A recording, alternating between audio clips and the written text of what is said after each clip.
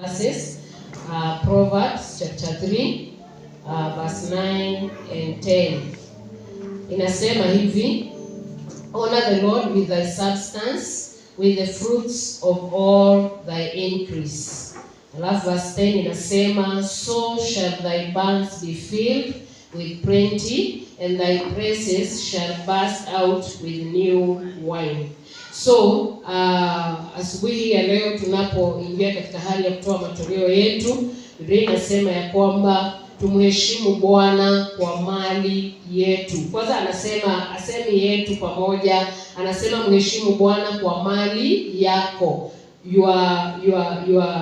your own substance, si kwa ujumla. So mheshimu Bwana kwa mali yako na kwa malimbuko ya mazao yako yote. After doing that, tutapata nini? Anasema ndipo ghala zako zitakapojazwa kwa wingi na mashinikizo yako yatafurika divai mpya. So wakati sisi tunamheshimu Bwana na sadaka zetu, kumheshimu na sadaka zetu ni kuaminika mbele zake, ya kwamba umejua kwa wiki hii nimepata kitu fulani, so ninamheshimu Bwana kwa sababu ni yeye amenipatia, na ninamheshimu kwa sababu ninaamini ama nina uaminifu kwake. Kwa maana Mungu ametuagiza tuwe fungu la 10 katika mapato yote ambayo tunapata. Ametuagiza tusikuje mbele zake mikono mitupu. Ametuagiza pia tumtolee kulingana na uwezo wetu.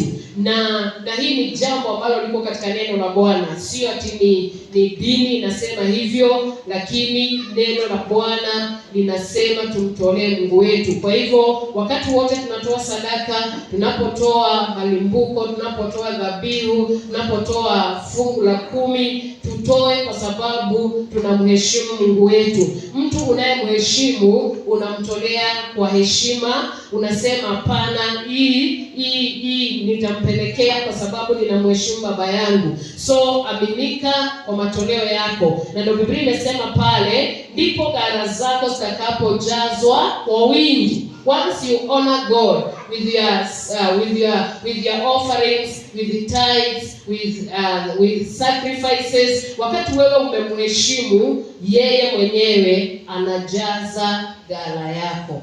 Ghala yako ni mfuko wako. Mungu anaendelea kujaza pesa. Mungu anaendelea kujaza baraka. Mungu anaendelea kubariki kazi ya mikono yako. Anaendelea kubariki uzao wa tumbo lako, kwa sababu wewe mwenyewe umemheshimu katika hali ya matoleo.